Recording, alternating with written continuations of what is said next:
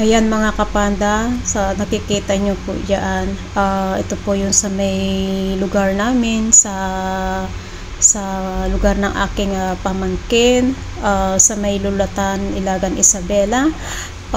November 9 po, 10 a.m. in the morning, kasi lagi po akong nag-a-update sa amin, sa pamangkin ko, sa pamilya ko.